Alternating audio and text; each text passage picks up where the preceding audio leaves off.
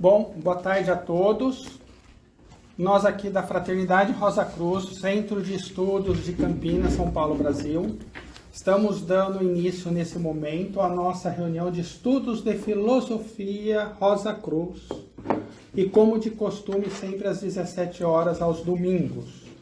É importante mencionar que utilizamos como base desse estudo o livro Conceito Rosa Cruz do Cosmos, por Max Rendel. Hoje é dia 11 de maio de 2025 e vamos dar prosseguimento à reunião do domingo passado, sendo esta a 223ª reunião de estudos de filosofia Rosa Cruz. Nós paramos no capítulo 14, análise oculta do Gênesis, a teoria nebular. Em especial, nós vamos abordar, no dia de hoje, 4 palavras das terminologias Rosa Cruzes que se encontram no texto. E a fim de podermos aumentar a vibração do nosso ambiente de estudo, vamos iniciar fazendo a oração do estudante Rosa Cruz. Oração do estudante Rosa Cruz. Aumenta o nosso amor por Ti, ó Deus, para que possamos servir-te melhor a cada dia que passa. Faz com que as palavras dos nossos lábios e as meditações dos nossos corações sejam sempre agradáveis à Sua presença. Ó Senhor, nossa força e nosso Redentor. Teoria nuclear. Considerando a gênese e a evolução do nosso sistema sob esse novo prisma, é bem claro que serem ambas as interpretações da primeira sentença do livro do Gênesis necessárias à compreensão do assunto. A primeira diz que a evolução teve um começo quando foram criados os céus. A outra, completando a primeira, acrescenta que os céus e a terra foram criados da sempre existente essência, não tirados do nada, como afirma verdadeiramente o materialista. A substância raiz cósmica se mantém unida e é posta em movimento. Os anéis formados pela inércia das massas em revolução se separam da massa central, formando planetas e etc., tal como a ciência moderna imaginava. A ciência oculta e a ciência moderna estão completamente de acordo no que diz respeito ao modus operandi. Nestas afirmações, não há nada em desacordo com as duas teorias, como se demonstrará. A ciência oculta ensina que Deus foi a origem do processo de formação e constantemente guia o sistema por um caminho definido. A ciência moderna, para refutar o que chama de ideia absurda e para demonstrar que Deus não é necessário, toma um vaso com água e sobre ele coloca um pouco de azeite. A água e o azeite representam, respectivamente, o espaço e a massa ígnea.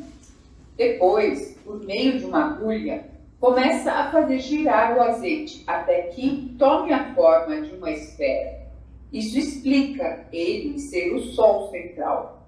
O azeite, girando cada vez mais rápido, se curva mais pelo equador e lança um anel que se rompe em fragmentos. Estes se reagrupam e formam um pequeno globo que gira em torno da massa central, assim como um planeta gira em torno do Sol. Então, ironicamente, o cientista diz ao ocultista: vê como se faz? Não há a menor necessidade de Deus, nem de qualquer força sobrenatural. Perfeitamente, concorda o ocultista, um sistema solar pode se formar-se aproximadamente da maneira ilustrada. E estranha muito que um ser humano, na posse de tão clara intuição, que lhe permite perceber corretamente a operação do processo cósmico, e tão inteligentemente ao conceber a operação dessa brilhante demonstração de sua teoria monumental, seja ao mesmo tempo o incapaz de perceber na demonstração que ele mesmo fez o papel de Deus. O efeito dele foi o poder externo que colocou o azeite na água, e a ele pertencia a força necessária para pô-lo em movimento, força que tirou o azeite da inércia em que permaneceria por toda a eternidade e o obrigou a tomar forma e a representar o Sol e os planetas. Finalmente, do cientista foi o pensamento que concedeu a experiência e entregou o azeite, a água e a força. O exemplo ilustra esplendidamente a Trindade Divina que trabalha com a substância cósmica para formar o sistema solar. Ora, os atributos de Deus são vontade, sabedoria e atividade. O cientista teve vontade de fazer a experiência e a oportunidade de encontrar maneiras e meios para a demonstração. Esta oportunidade corresponde à sabedoria, o segundo atributo de Deus. Teve também a força muscular necessária para realizar a ação, que corresponde à atividade, o terceiro atributo de Deus. Além disso, o universo não é uma máquina que, uma vez posta em marcha, continua em perpétuo movimento, sem causa alguma interna ou sem força diretriz. Também isto é provado na experiência do cientista. Desde o momento que deixar de fazer girar o azeite, também cessa a marcha ordenada dos seus planetas em miniatura e volta a ser a massa informe de azeite flutuando na água.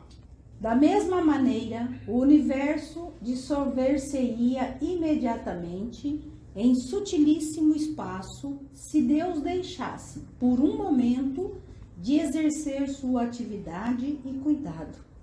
A segunda interpretação do Gênesis é maravilhosamente exata ao descrever uma formadora energia dupla.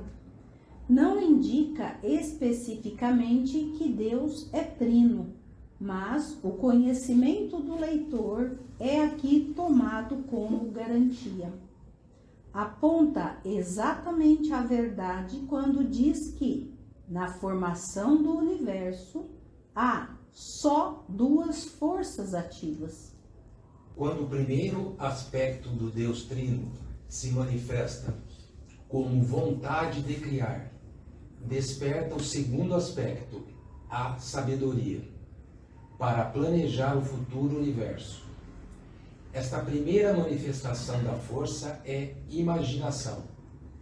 Depois que essa força primária de imaginação concebeu a ideia de um universo, o terceiro aspecto, a atividade, agindo sobre a substância cósmica, produz o movimento. Esta é a segunda manifestação da força, o movimento. Por si só, não é suficiente para formar um sistema de mundos. Há de haver um movimento ordenado. A sabedoria é necessária para dirigir o movimento, de maneira a produzir inteligentemente resultados definidos. Portanto, a primeira sentença do livro de Gênesis diz que, no princípio, o movimento ordenado, rítmico, na substância raiz cósmica, formou o universo.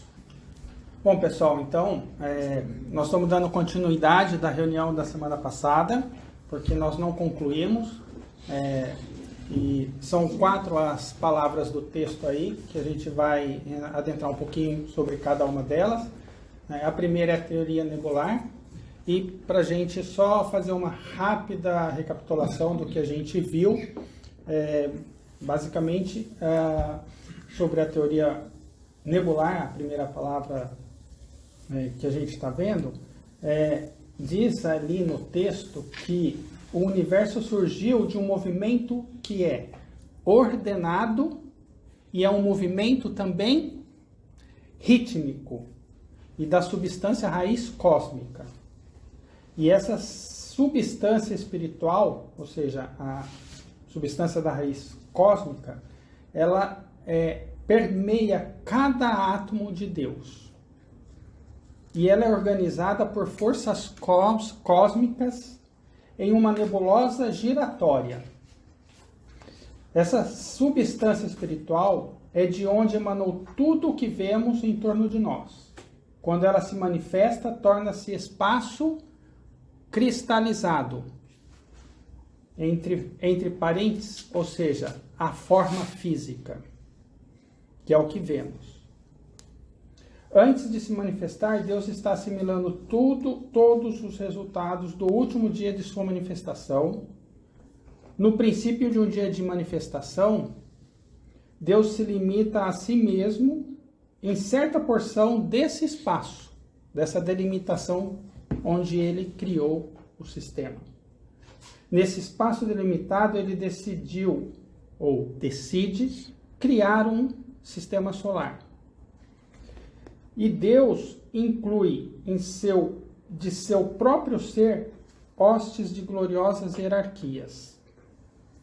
Também inclui outras inteligências em graus decrescentes de desenvolvimento, que chega a incluir as que não alcançaram um estado de consciência tão elevado como a de nossa humanidade atual. E também, durante esse dia de manifestação, vários graus de seres trabalham para adquirir mais experiência do que a que possuem ou possuíam no começo desse período de manifestação. Cada planeta, incluindo a nossa Terra, é um campo de evolução e foi criado com o propósito de servir como escola para a evolução dos seres que necessitam desenvolver até a omnisciência. O planeta Terra passou por várias etapas de seu desenvolvimento, sendo inicialmente composto de éteres, depois de mineral, gasoso, depois líquido, até alcançar um estado físico atual. Dando seguimento, então, isso eu só recapitulei rapidamente o que a gente viu na última reunião. O próximo passo é a evolução espiritual, ou seja, o próprio universo, né? A evolução da humanidade e do universo, elas estão plenamente o quê? Associadas. É óbvio, né? Físico e espírito, ok? O surgimento da Terra e dos corpos celestes foi um processo divino, guiado por hierarquias espirituais, também chamadas de hierarquias criadoras ou zodiacais. Cada fase da evolução é planejada para que os seres desenvolvam atributos e capacidades espirituais, ascendendo em direção ao divino. Ou seja, de Deus viemos, para ele voltaremos. Para Deus voltaremos. Aí está o esquema que a gente estuda há anos. É fundamental o esquema de evolução. Né? Desde o período de Saturno. Período de Saturno, Solar, Lunar, Terrestre, Júpiter, Vênus, até Vulcano, ou seja, de Deus viemos, para Deus voltaremos. O propósito da criação, dando seguimento, né? Qual é? Nos tornarmos um Deus Criador. Nos tornarmos um Deus Criador. Muito bem. Ou seja, a própria teoria, ela não é apenas um fenômeno físico, mas um ato divino com o objetivo de, é o que você comentou, promover a experiência e o desenvolvimento espiritual das almas, você já respondeu, criar um ambiente onde a consciência possa evoluir através de ciclos de renascimentos aqui na região química e aprendizado aqui nos mundos, aqui e também nos mundos celestiais. Magali, você pode ler a pergunta, por favor? Onde o conceito de teoria nebular da Fraternidade Rosa Cruz se difere da visão científica? Nós acabamos de ler no texto. Alguém quer responder? Pode ler, Magali, por favor. O conceito de teoria nebular da Fraternidade Rosa Cruz e a visão científica compartilham um ponto de partido comum, a ideia de que o universo surgiu a partir de uma nebulosa primordial. E isso fica evidente porque no próprio texto tem um exemplo maravilhoso. Eduardo, você pode ler a outra resposta? Por favor? Só um pouquinho, pode falar? Pode. Eu acho que a grande diferença aí é que quando a gente fala da criação do mundo, do Big Bang, a ciência ela fala só dos fenômenos físicos. E a fraternidade, ela traz essa parte espiritual que está por trás, né? Que você tem uma criação física, mas você tem todo um processo espiritual que mexe esta parte física e, consequentemente, mostra aí nessa evolução que a gente tem, né? Que os espíritos virginais, como alguém falou aí, né? O objetivo é a gente se tornar Deus.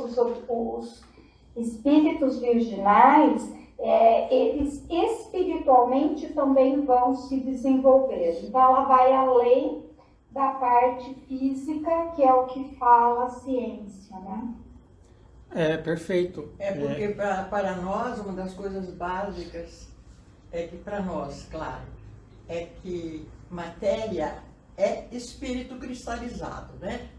Então é sempre espírito, tudo é espírito. Quando ele se cristaliza, ele vira matéria. Então é completamente o oposto do que a ciência, que só vê lá a matéria, né? E o mais intrigante de tudo isso é que no próprio texto você demonstra por A mais B o quão a ciência não consegue entender ou enxergar, seja com seus olhos materiais, ou mesmo com o próprio exemplo que facilita enormemente o entendimento, sendo que a própria ciência mostra isso, né? Que é o segundo parágrafo ali. Eduardo, você pode ler? Posso. Mas, para a Fraternidade Rosa Cruz, o conceito de teoria nebular é profundamente espiritual, focada na relação entre a criação física e o desenvolvimento dos espíritos virginais, no grande esquema de evolução nesse sistema solar. Que é o que a Regiane acabou de falar, né? Esse é o ponto, acho que vamos assim dizer, de desentendimento, né? Mas nós vamos ver agora, um pouco para frente, nós vamos ver bastante esse ponto aí. Então, aqui é só um quadro para justamente mostrar isso que nós acabamos de mencionar, né? Ou seja, qual é a visão científica e o da fraternidade com seus aspectos, né? Ou seja, a origem de tudo, dentro da visão científica, é um processo físico natural. E o da Fraternidade Rosa Cruz é a vontade divina e forças espirituais. Ou seja... O famoso materialista, né? Da visão científica, né? Mas veja que na reunião anterior o Luiz usou uma palavra maravilhosa, que é a intuição, né? Ou seja, o que vem de dentro, né?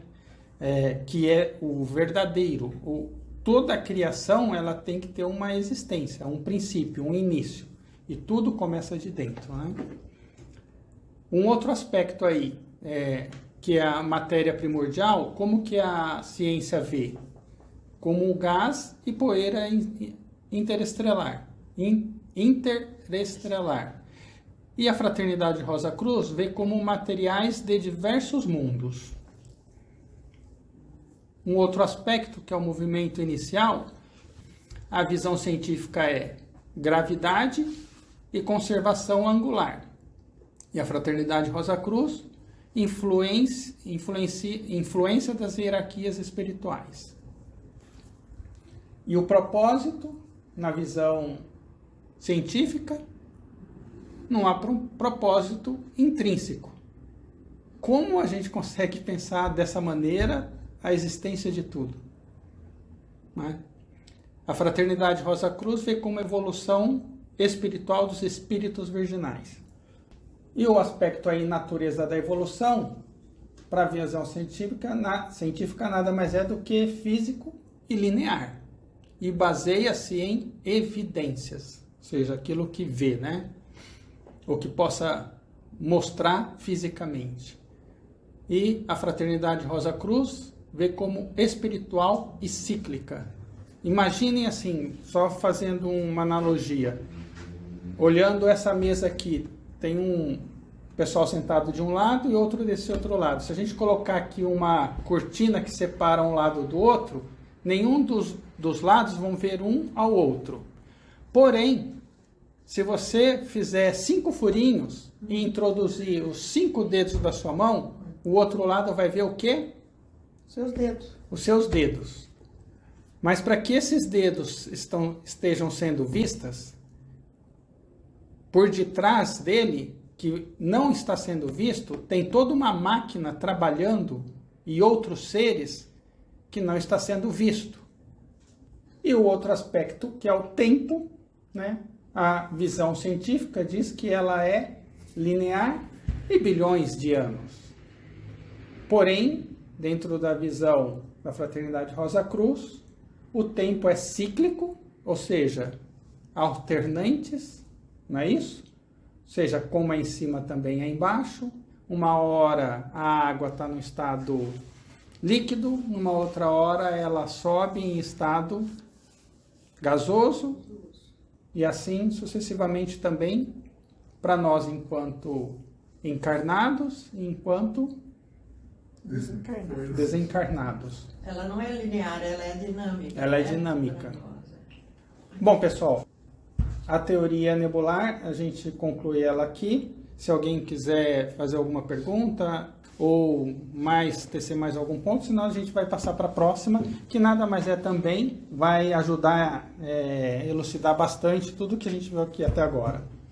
Eu queria fazer um comentário. Sim. Só, simples. Eu tenho uma visão assim de ciência e religião, né, religião ou da Fraternidade Rosa Cruz, ou seja lá o que for, toda entidade que vê o lado espiritual. São as searas e campos, né? Porque, por exemplo, a ciência eu vejo como complementar à religião e toda a forma que vê na parte espiritual. Por quê? Se a gente fosse ver, e se não tivesse a religião em alguns aspectos, a gente estaria ainda com aquele modelo geocêntrico, né? Então foi necessário que alguns seres especiais, mesmo dentro da igreja, pudessem falar, aqui a Terra não é só o centro, né? A gente não está falando de questão espiritual, né? Disso assim, questão física. Então, se não tivesse essas pessoas que viessem e eu não estou só na questão geocêntrica também, mais questão de sistema solar. Hoje em dia a gente vê a imensidão do universo visto pelo olhar de cientistas que foram lá e descobriram alguma coisa. Então, como eu vejo, existe uma complementaridade. E não daria, por mais que a gente pudesse querer, que a ciência também entrasse nessa seara, entrasse nesse campo. Por quê? Porque aí fica um pouco mais difícil na questão da metodologia científica.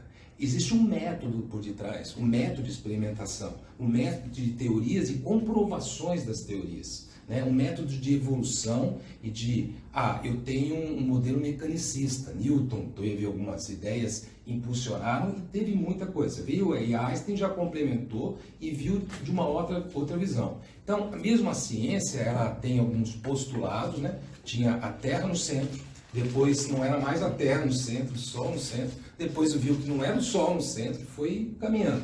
Então ela vai também construindo e destruindo alguns modelos que tem. Então isso é importante, porque se assim não fosse, a gente pode ser que ainda estaria alguns modelos, né, e que só não estaria para as pessoas comuns aqueles que tivessem um modelo de escolas iniciáticas, né? Porque aí teria uma outra visão. Mas a grande população, e até poucos ainda conseguem enxergar esse universo, né? Essa mega estrutura de universo que a gente tem, de galáxias e etc.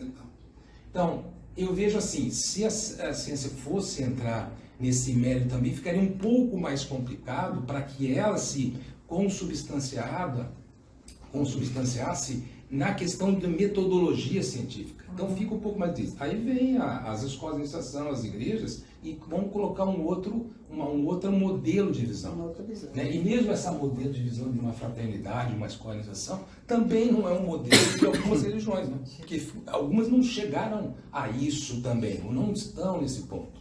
Né? Então eu vejo um pouco diferente o olhar. Eu vejo um olhar complementar. Eu entendo que tem muitos cientistas também que acreditam em Deus, né? Mas como dizia alguns lá, como Stephen Hawking também, não é que eu não acredito em Deus, é que em alguns pontos eu estou colocando a existência de Deus um pouco mais distante, né? Então, aquele modelo que falava que o trovão é um Deus agindo, os mares é um Deus agindo, ou algumas atividades que acontecem no planeta de vulcão, seja lá o que for, são Deus agindo, já não é mais. Hoje eu consigo explicar. Então eu consigo explicar baseado em alguma metodologia, né, e algumas seres que vieram para a estrutura atômica, a diferença da estrutura atômica, por uma coisa assim. Então teve muitos seres que contribuíram para uma visão mais dilatada. Eu vejo assim essa Eduardo, se você me permite, tem 2 pontos aí. Isso que você está relatando, qualquer pessoa que começa a estudar e que teve oportunidade, como todos nós tivemos, de estudar em coisa pragmática, etc., a gente fica com isso. Daí tem 2 coisas. Em primeiro lugar, a gente começa a se focar nisso que está falando, que tem toda a razão, toda a base. Mas é assim, grandes ocultistas, um grande ocultista, na verdade, a gente considera, é aquele que, inclusive, ele respeita muito a ciência, porque tudo tem que ser provado, analisado e tal. O que se diz, historicamente, é que muitas coisas que eram ditas assim só pelos ocultistas, a ciência aos poucos vai chegando lá e endossa.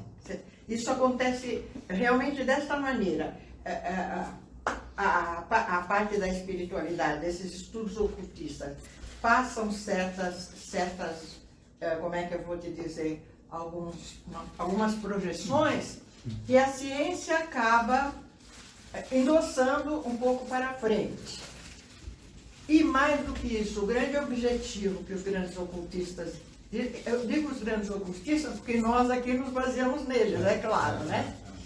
É que o que se espera, o que se pretende, é que a ciência vai chegar num tal ponto em que ela e a parte oculta ou religiosa, se você quiser, vão se unir em comum. Exatamente. Para nós, né, entre a ciência e a religião, nós precisamos entender que a ciência, comparada com os estudos ocultistas, ainda caminhou para trás. Assim como na época que ela via a Terra como centro.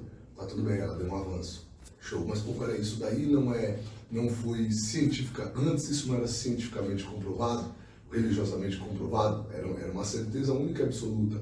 A ciência deu um passo e falou, não, nós não sabemos, mas já tinha outros ocultistas que já tinham falado isso e que até morreram por conta disso, quase custou a vida. Aí, bom, legal, um passo. Então hoje a fraternidade, ela não é contra a ciência, pelo contrário. Ela fica muito feliz com essa coisa. Não tem como ser contra. Até porque ela sempre está evidenciando coisas que muitos ocultistas da fraternidade e outros também já haviam carimbado. E não é, ninguém fica chateado. Cara, foi o irmão maior X que falou e aí deram o crédito para o cientista X. Não, pelo contrário. A fraternidade se alegra quanto mais a ciência evolui e quanto mais ela evolui, mais ela se aproxima da espiritualidade. Haverá um dia em que ciência e religião estarão totalmente conectadas. Foi necessária essa quebra para que nós pudéssemos ter algumas evidências, pudéssemos pisar mais na matéria, porque senão tudo ficava... já estava no oba-oba, né?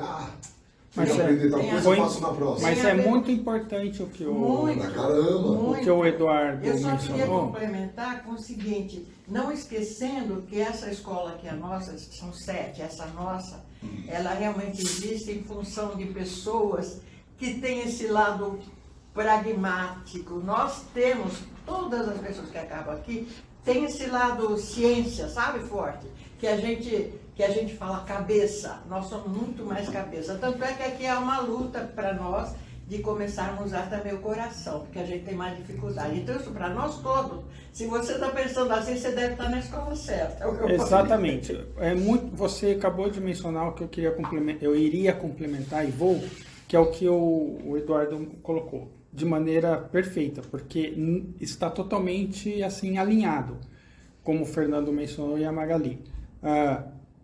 Tem dois pontos que nos movem. São os nossos pensamentos, ou seja, a cabeça, que é a ciência, que é a razão. E o outro que nos move, que representa o interno, né, é o coração, que representa a religião. Né? Não pode ser só um ou ser só outro. Os dois precisam buscar complementar um ao outro. Em outras palavras... Não dá para você pescar pelos dois. Um vai te chamar mais atenção. Qual que é a isca que normalmente nós vamos atrás? O que a gente tem fome e tem sede? Uns tem pelo coração, outros tem pela razão. É quando você encontra uma escola, né, que te dá essa base próxima da ciência, que a fraternidade consegue encaixar, né, a ciência junto com a espiritualidade, porque antes sabia que a mulher engravidava na noite X, aí depois entendeu-se que o esperma conectava, aí depois entendeu-se que quando a mulher está grávida, né, quem faz a união ali é os anjos, tem um cordão, e aí conforme você vai entendendo tudo isso, vai fazendo sentido, vai encaixando com a ciência. É a fome e a sede de ocultista, que todos nós aqui um dia pelo menos passou, acho que não tem como, é onde vira a isca. Né? Para sumarizar e concluir esse ponto, a ciência precisa espiritualizar-se e a religião precisa cientificar-se. Só concluindo, o Eduardo está menos tempo conosco, mas isso vai ficar repetido para a gente direto. Tem pessoas que não têm esse desejo de estudar como a gente estuda, de discutir. Eles são místicos, eles têm um dom maravilhoso, eles chegam lá no pé do altar e segundo as informações que a gente tem, eles chegam melhor, mais facilmente ao alto do que nós. E o ponto não é se contestar um ou outro. Ali está mostrando como vamos assim elucidar ou mostrar. Nada mais é do que uma seta indicativa. Só isso. Eduardo falou, né, que a ciência, por uma questão metodológica. Eu penso assim, que não é só por uma questão metodológica que a ciência coloca tudo à prova e, né, a nível empírico, a nível realmente material.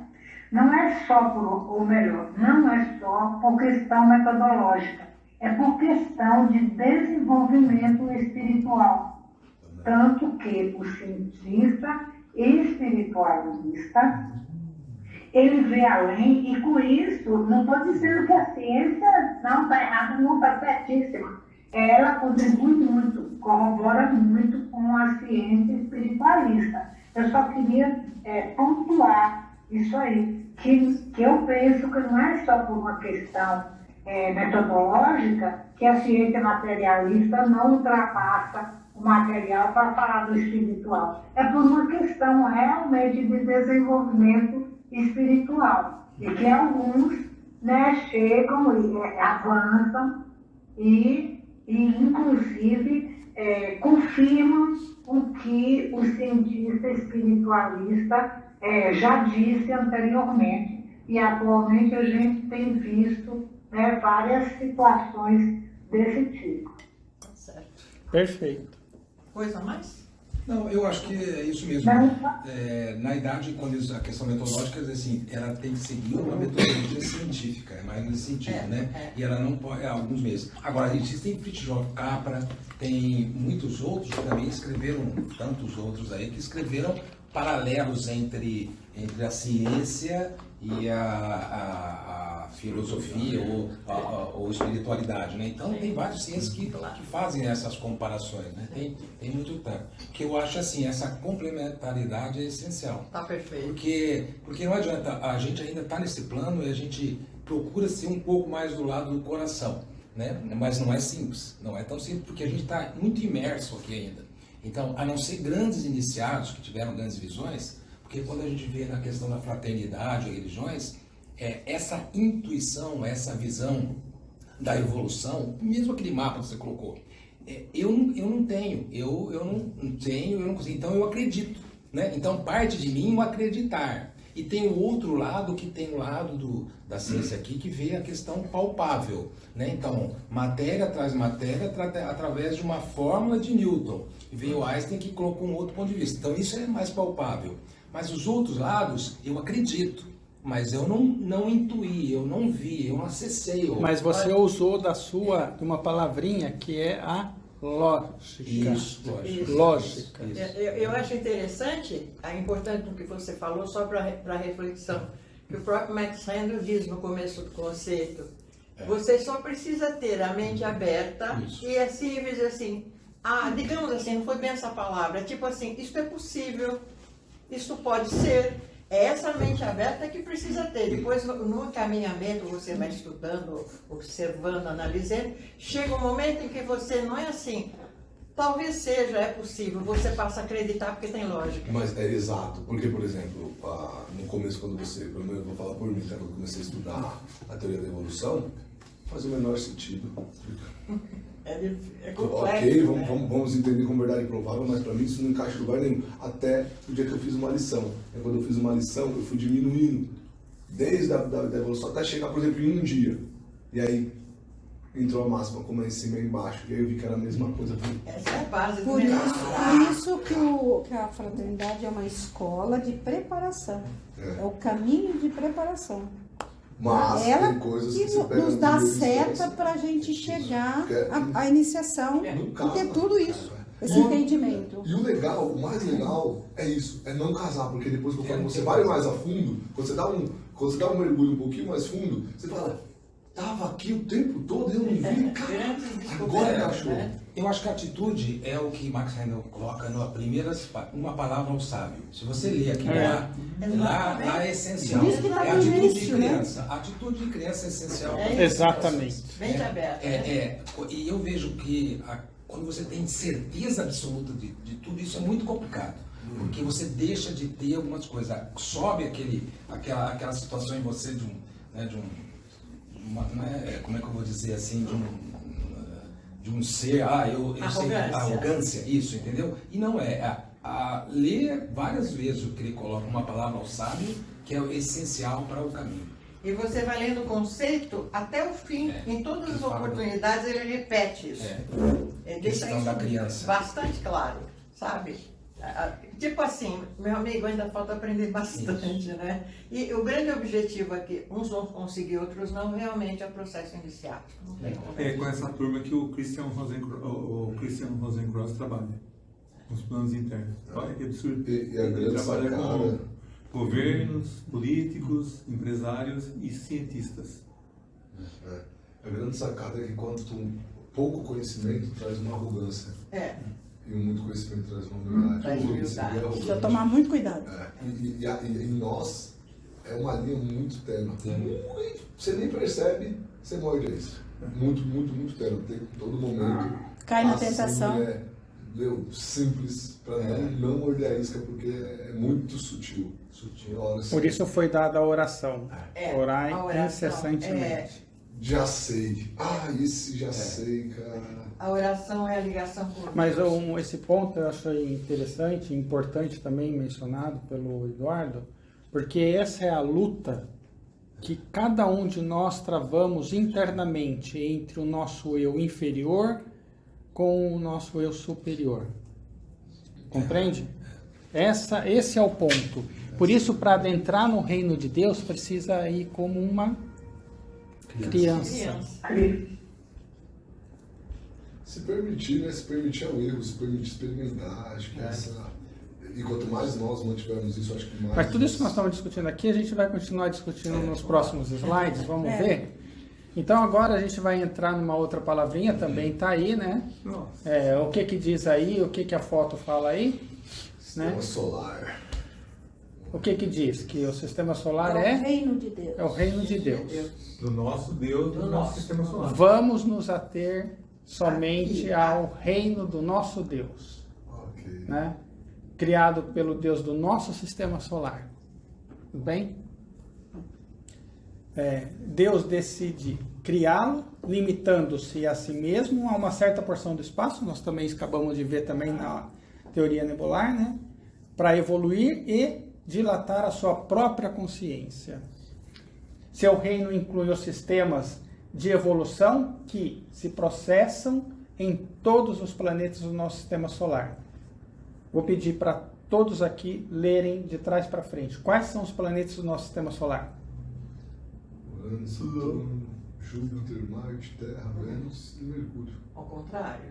Mercúrio traz para frente. Perfeito. Mercúrio, Vênus, Terra. E aí? Tá tudo certo aí, pessoal? É isso aí mesmo? O que está escrito está correto? Vocês concordam? Não está faltando nada? Não tinha Vulcano? Hã? Vulcano? Vulcano? Não, Vulcano é o período. Só no período, É só um período. Os nomes são dados. Quais são os planetas do nosso sistema solar? Podem ler lá de novo. Urano, Saturno, Júpiter, Marte, Terra, Vênus e Mercúrio. Como seus satélites. Faltou algum? Não, né? Não. Tem certeza? Tem certeza? Dole 1, Dole 2, Dole 3. Não voltou. Falta mais dois. Não, mas não é do Mas nosso não é do sistema nosso solar. Aí, Não é agora do nosso responderam o que eu estava sistema solar. esperando. Perfeito. Ou seja, Netuno e Plutão não pertencem ao nosso sistema solar. São nossos visitantes, digamos assim. Porém, temos a influência. São de nossos alguns alcançados. ajudantes, né? Quer dizer, não é bem a palavra ajudante, mas eles nos ajudam. Tá aí, ó. São corpos celestes, embaixadores de Deus de outro sistema solar e que circulam em torno do Sol daquele sistema solar. E só vai aparecer planetas se nós precisarmos da sua ajuda, tá? Aí, melhor, se nós nos evoluirmos Estivermos prontos. prontos para receber a Teremos ajuda. outras necessidades. Só. Tá Eles aí, não vão ó. simplesmente Isso que a Ângela aparecer. acabou de falar, né? São campos de evolução de seres muito mais avançados do que nós aqui da Terra. E o que a Ângela falou? Netuno e Plutão nos influenciam aqui, mas somente aos que desenvolveram espiritualmente ou desenvolvem-se espiritualmente em escola de mistérios. E na reunião anterior que o Luiz apresentou aí, nós vimos muito isso. Netuno ajuda o quê? A desenvolver o quê? A nossa mente abstrata. Legal. E Plutão? Quem sabe? Vamos lá. Ajuda a sublimar os nossos desejos, sentimentos e as nossas emoções inferiores e convertê-los em superiores. Perturbação interna, destruição. Transmuta. Caramba. Aí uma pergunta.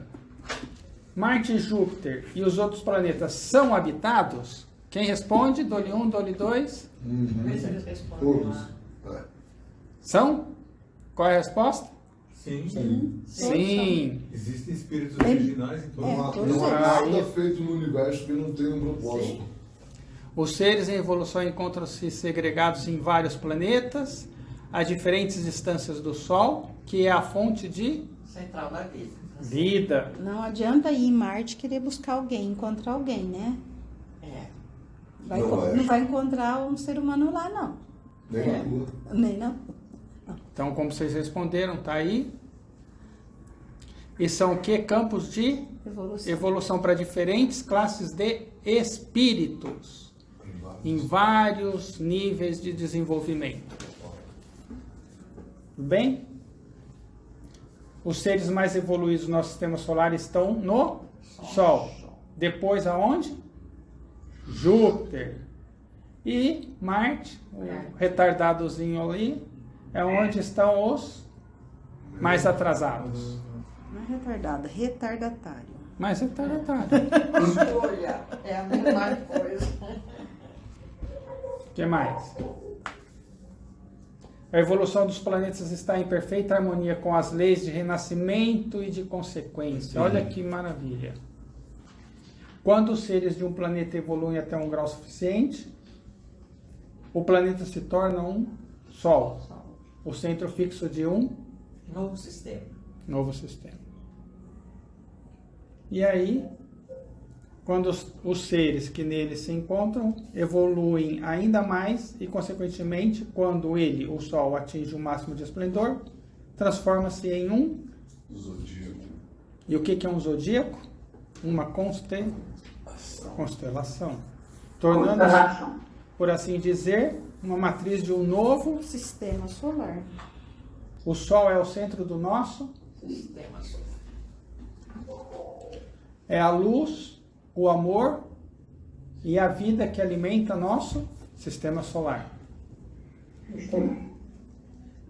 Aí nós temos a Trindade Divina, forma um Deus Trino. O seu poder é representado na astrologia Rosa Cruz pelo Sol, que alimenta e serve nosso organismo como um todo. O sistema solar inteiro é um vasto instrumento musical, denominado na mitologia grega como a lira de 7 cordas de Apolo. Os signos do zodíaco podem ser considerados como a caixa de ressonância da harpa cósmica. Os 7 planetas, as suas cordas, que emitem diferentes sons, à medida que passam pelos vários signos, influenciando a humanidade de diversas maneiras. Só estudar um pouquinho a astrologia que a gente vai ver bem isso daí. Se a harmonia falhasse por um simples momento, se houvesse a menor dissonância na orquestra celestial, o universo inteiro se desfaria. Assim como é em cima, também é embaixo. Se tiver numa orquestra, qualquer um que pisar na bola, Eu que digo isso lá no coro. Se a gente sai de uma coisa, o maestro lá já olha pra gente torto. Alguém responde?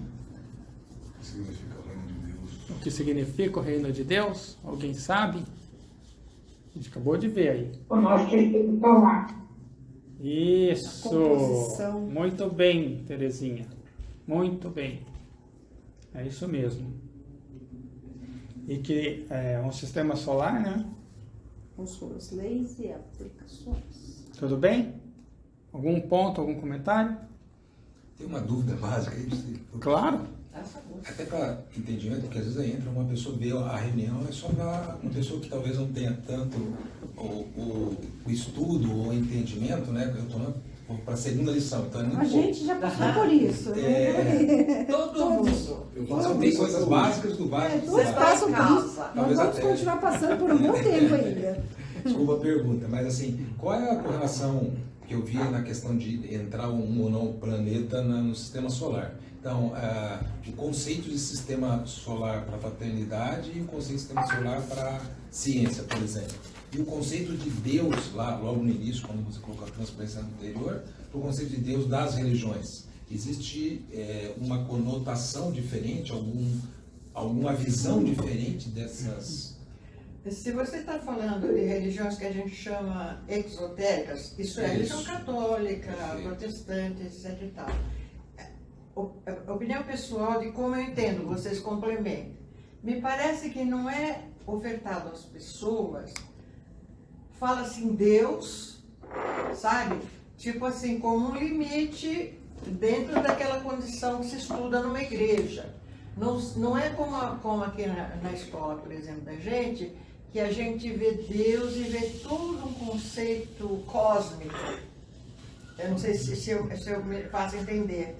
Então, para nós não existe só o nosso sistema solar com o nosso Deus. Mesmo porque Deus também é dinâmico, também não para de evoluir. E quem está aqui começando vai chegar um dia, provavelmente, com certeza até, a ser um Deus, porque nós somos chispas divinas, então tem toda a lógica. Então, isso que eu também me lembro quando eu comecei, que eu falei, pera, mas que história é essa? Tem Deus, depois tem mais Deus? Não, ficou bem claro. Eu acho, o que eu penso, não sei se vocês concordam, é que nas igrejas comuns, católicas, etc. e tal, não se discute esse conceito para além de Deus, de Cristo e ponto. Ele é mais, como é que eu vou dizer, mais limitado. É isso que vocês acham? Existe um Deus. Não, está fazendo uma confusão talvez aí. Deus não viria aqui só para construir o nosso sistema solar. Existem vários outros sistemas solares. Existem muitos outros sistemas solares. É que existe o Deus do nosso. Nós estamos nos concentrando basicamente solar. só dentro do nosso sistema solar. Sim, um Deus que criou esse sistema solar. Sobre os planetas que mencionamos. Plutão, por exemplo, a ciência já vislumbrou que não faz parte. E aí tem um ponto. Vou dar um exemplo. O que vemos aqui nessa sala? Fazendo essa pergunta, normalmente a tendência da pessoa dizer estou vendo o fulano, estou vendo a garrafa, estou vendo a mesa, etc. Normalmente nós esquecemos de fazer o seguinte, de olhar para... Não, de maneira alguma. Para luz. E é dito que Deus é luz. Deus é vida. Deus é amor. Eu acho que o ponto que o Eduardo levantou é, por exemplo, Netuno e Plutão agem aqui, influenciam e eles são... A ciência do texto. Eles são de outros sistemas solares. E, no entanto, eles fazem esse trabalho. Existe uma troca. Onde que a ciência e a fraternidade encaixa? No texto. Existem outros sistemas solares. Logo, esse sistema solar tem que ser incomodado, existem leis, existem regras que não são as mesmas que o nosso Deus. Cada sistema solar, comparando a religião com o que nós estamos falando aqui, é um Deus em evolução, no qual existe um reino de um Deus, existe um complexo de moradores, de casas que estão evoluindo, que são ali os planetas e de seres individuais, de espíritos virginais. Isso. Olha isso, tá vendo? Nós temos o Ser Supremo. Nós temos o nosso Deus do nosso sistema solar, que é essa perninha que desceu aqui embaixo. Do lado, lá de cima, não tem outros deuses de sistemas solares? Pode ser é como se... Plutão, entendeu? Pegando só um exemplo só pra básico, gente não... Normalmente o que nós entendemos como Deus é esse aqui, que é o supremo acima de tudo e de todos. A fraternidade já diz que não existe, ele está lá, mas não é ele que rege hoje o nosso sistema solar. Quem rege o nosso sistema solar é esse Deus aqui, que está também evoluindo na mesma forma que o Ser Supremo. Esse Deus do nosso sistema solar, existe outros sistemas solares, logo existem outros deuses. Portanto, não vamos adentrar muito nesse ponto, porque senão a gente vai só ficar aqui e a gente não vai seguir com a nossa... Tá certo. Eu posso fazer só uma pergunta que parece até meio infantil, mas já que puxar desse assunto, eu gostaria de só perguntar para saber a resposta, por gentileza. Ela falou a questão da igreja, né? E eu sou nova convertida no catolicismo, frequentava muito as igrejas evangélicas. E eu acho que eles não entenderiam muito se eu dissesse que faço parte da fraternidade, não é isso? Correto. Sim. Tá, ok. Não, mas todos eles sabem que existe. Bom, sim, é isso que eu gostaria de saber. Tá certo. Nem o padre entenderia isso. Depende, já tem padre, já teve até padre que esteve aqui. Uma boa parte tem padre que não entende. E tem padre que tem o conceito na sua cabeceira. Mas isso numa primeira instância. Só que eles não revelam. Porque a gente é criado numa estrutura de que existe um Deus único. É legal quando você fala, peraí. Como assim? Muito obrigada. Começa a fazer sentido quanto aos sistemas solares. Aí encaixa com a ciência, aí bagunça o psicológico. Mas faz parte do processo. Não, mas é muito pertinente o que o Eduardo está falando, porque o que nós estamos comentando aqui é porque, obviamente, a gente leu o conceito Rosa Cruz do Cosmo, que é o que nós estamos estudando, então, por isso a gente está destrinchando aqui para falar um pouquinho das palavras centrais. A gente está escolhendo aqui uma ou outra palavra do texto para a gente destrinchar e discutir um pouco elas, né? Obviamente, para um leigo que não conhece, vai ter as suas, né, dificuldades. Só que a pessoa que chega aqui não é qualquer. Não é? Né? Bom, já trouxe uma bagagem. Uma vida. E vai aprender. Né? Então vamos lá, né? Adentrando agora a outra palavrinha aí que a gente se propôs a falar, né? Que são os atributos de Deus, né? Quais são os atributos de Deus? Primeiro, vontade. Desculpa. Pode falar, Terezinha. Pode falar. Vontade, sabedoria e atividade. Perfeito. Então vamos falar um pouquinho sobre vontade e depois vamos para a próxima, né? A vontade divina é o atributo que impulsiona a criação. Representa o poder criador e a força motriz por trás da manifestação do universo. A vontade é a essência primordial que inicia e que sustenta a evolução. Ela corresponde à luz espiritual, que é a primeira pessoa da Trindade, ou seja, Deus Pai. E é a fonte de toda a existência. O outro atributo, como bem colocou a Terezinha, sabedoria. A sabedoria divina é o atributo que traz ordem e harmonização à criação.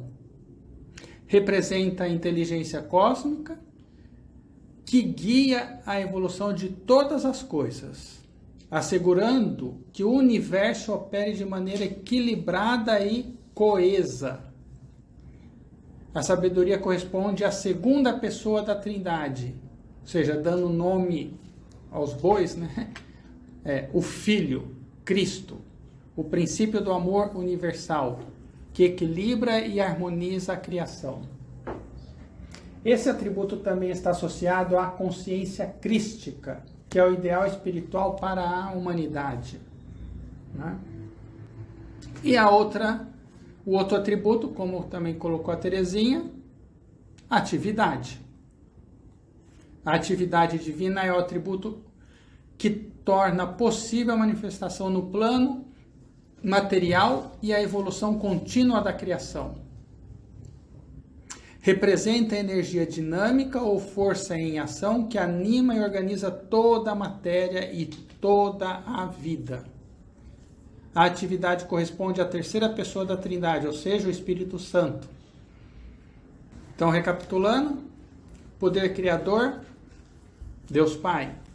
Sabedoria, Deus Filho. Posso fazer alguma coisa desse ou não? Atividade, energia que vivifica e organiza o quê? Espírito Santo. Espírito Santo. Pode falar, Fernando. Uma coisa que eu gosto muito de fazer e acho que ajuda muito quem vai estar nos ouvindo, todos nós aqui também, por exemplo. Como que a gente consegue trazer esses três atributos, né, de Deus para o nosso dia a dia? Um exemplo, eu quero construir uma casa. A partir do momento que eu quero, eu tenho vontade. Perfeito? Só querer eu construo. Preciso entender, saber como é que funciona. E aonde você começa a construção de uma casa? Primeiro nos planos internos. Sim, exatamente. Abstrato. Na região do pensamento abstrato. Beleza. Beleza. Tô com essa vontade. Quero trazer bem pro plano, pro terreno mesmo, tá? Pra encaixar como é em cima e embaixo. Legal. Quero fazer uma casa. O que eu preciso fazer uma casa? Aí eu começo a ter a sabedoria, a saber o que precisa.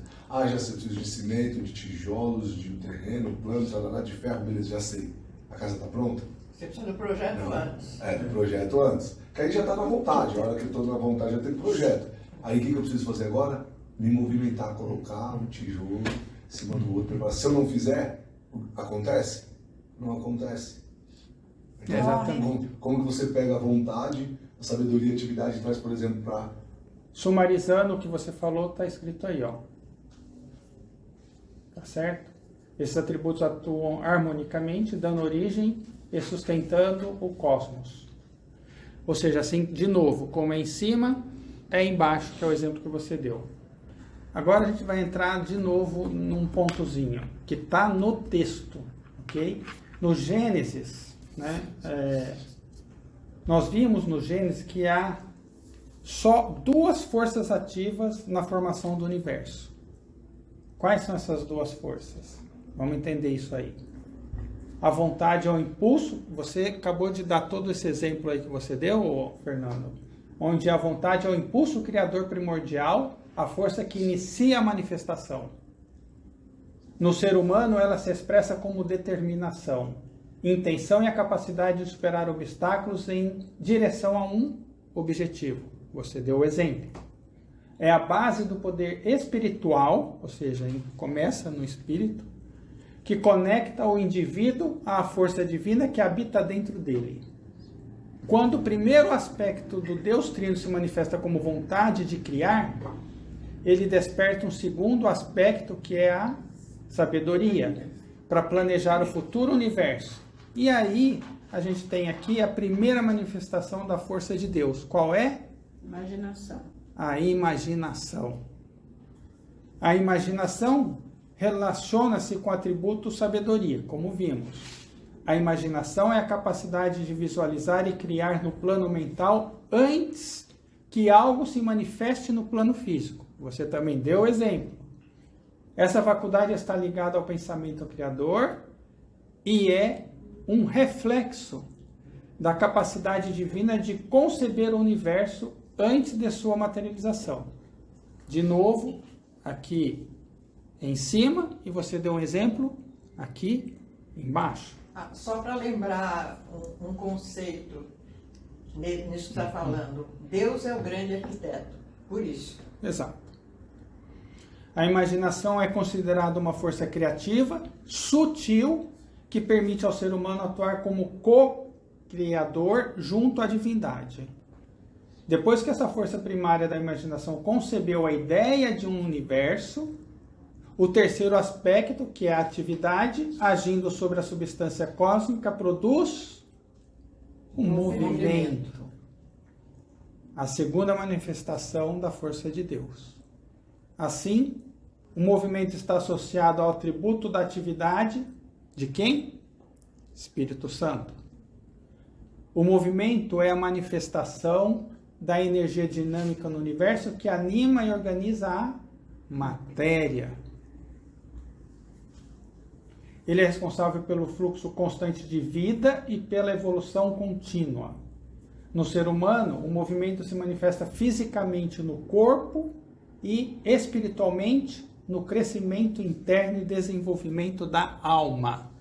O movimento por si só não é suficiente para formar um sistema de mundos. Há de haver um movimento ordenado. Tudo que você também já falou, Fernando. Sim.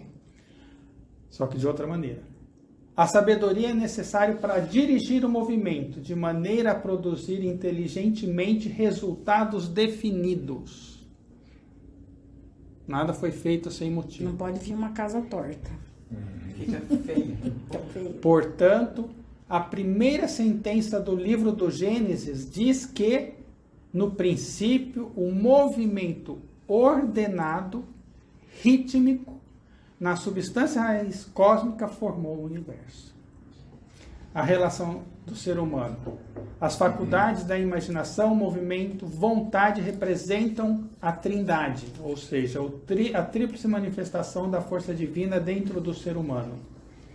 A vontade cria a intenção, a imaginação molda a ideia, o movimento concretiza a ideia no mundo físico. Nós também temos, o nosso espírito é tríplice espírito, né? De cada um de nós, né? Esses aspectos são expressões da consciência em evolução, que reflete os atributos divinos no plano material. Me veio uma coisa aqui rapidinho agora, eu só compartilhar com vocês. A vontade ela é tão importante que no Coletâneos Místicos, se não me falha a memória, o Max Endel fala: quanto maior o pecador, maior o santo. Quanto mais atividade, quanto mais. Porque passa a ter a vontade, sabedoria e atividade. Vontade. Uma pessoa morna. Em cima do muro? Em cima do muro. Deus dominará os mortos. É muito menos apeteciada, não sei se esse termo seria o mais correto, mas é muito menos desejada, até para a parte espiritual, do que alguém que realmente tem vontade. Ou seja, quem tem vontade é um atributo muito importante, porque você só precisa despolarizar. Despolarizar entre o bem e o mal, me parece, tá, pela escrita de Max Endel, que é mais fácil despolarizar do que despertar a vontade em alguém. Porque a vontade é um atributo divino. Perfeito, né? Olha a perfeição, é um bem né? Informação. Oi? Todo mal é um bem de informação. Até na engenharia isso. É preferível errar do que ficar em cima do muro.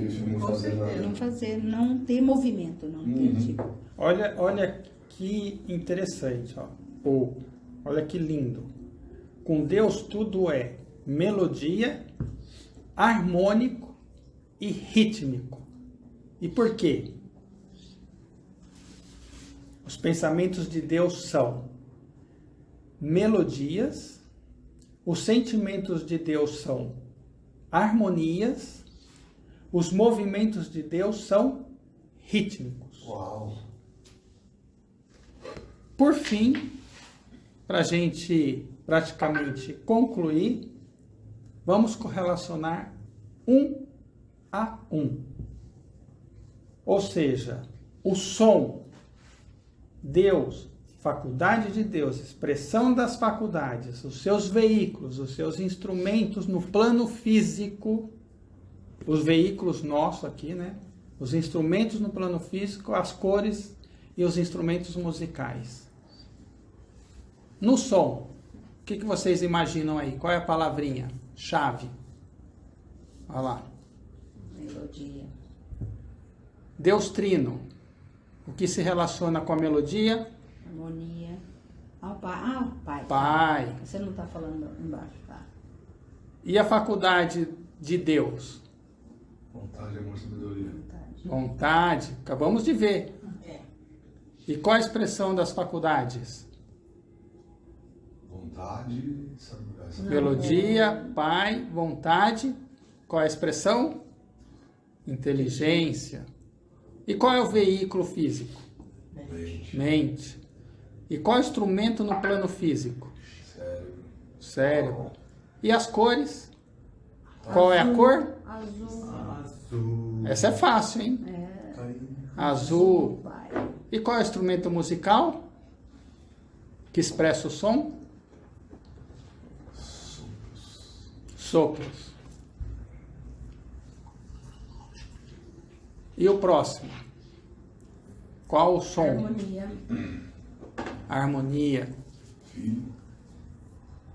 Cristo, Filho. Sabedoria. Amor, sabedoria. Deus é amor. Sentimento. Vital. Desejo. Corpo de desejos. E agora? Corpo de desejos. Qual instrumento no plano físico? Ou parte do corpo? Vamos lá.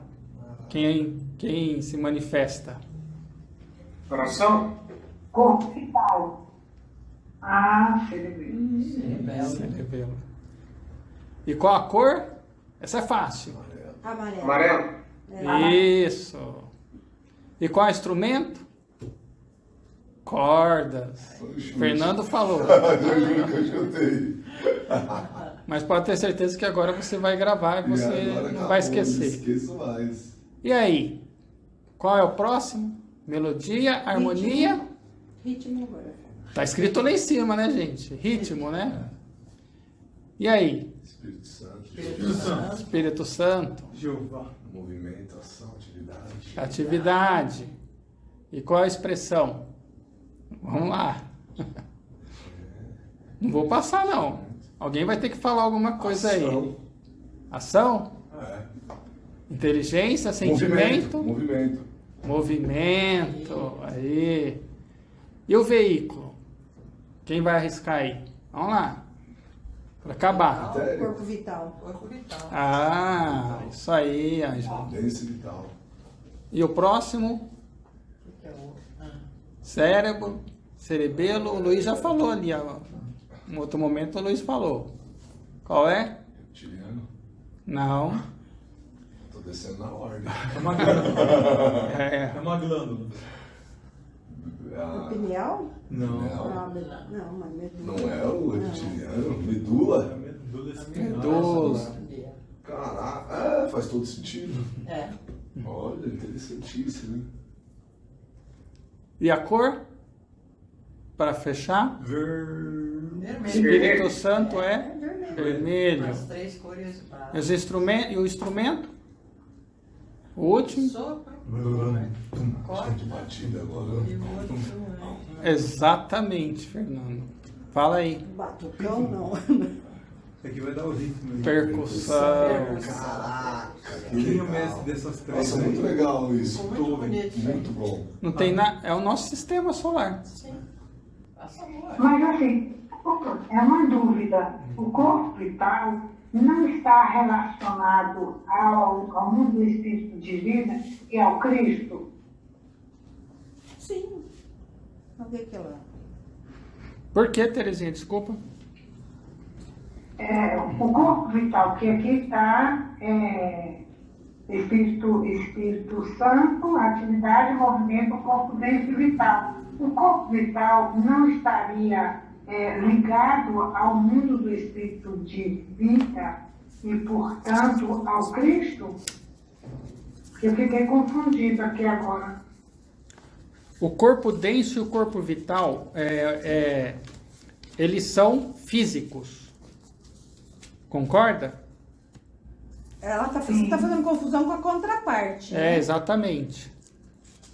Acho que é isso que você está fazendo. A porque aqui, Terezinha, o Espírito Santo, como nós vimos nos slides anteriores, ele está relacionado à atividade, ou seja, ele é que provê os veículos físicos, né, nesse mundo físico. E ele, consequentemente, como nós vimos também lá na primeira palavrinha, o movimento é que deu forma física à criação dos planetas. Ou seja, tudo físico. Então, o corpo vital, ele é também mais denso e na verdade, ele é um veículo físico mais sutil em relação ao corpo denso. Ele é mais sutil. Mas pertence ao mundo mundo físico. É uma pergunta muito interessante. Ela é bem colada, que a diferença é que a gente está falando de veículo, de forma de expressão. E como a Angela bem falou, a contraparte é diferente. É diferente. Mas é bem sutil, uma ótima pergunta, porque é bem... quase cria ali um conflito entre as respostas. É só a expressão dele. Expressão. É porque aqui a gente está falando assim, quais são os veículos do ser humano e aonde eles se correlacionam. Basicamente nós temos um corpo físico, um corpo vital, um corpo de desejos e uma mente. E eles Exatamente. E eles se correlacionam com cada uma dessas palavrinhas, né? Seja no som, no Deus, as suas faculdades. Bom, tá aí descrito na planilhazinha. Que mais? Eu entendi porque o corpo vital é a contraparte, partícula por partícula, do corpo denso. Exatamente. Exatamente. Então tá bom, pessoal, em base a isso a gente está dando por término a nossa reunião, como de hábito às 6h30. Estamos aí concluindo então a nossa 223ª reunião, que nós tratamos aí o capítulo 14, análise oculta do Gênesis, teoria nebular.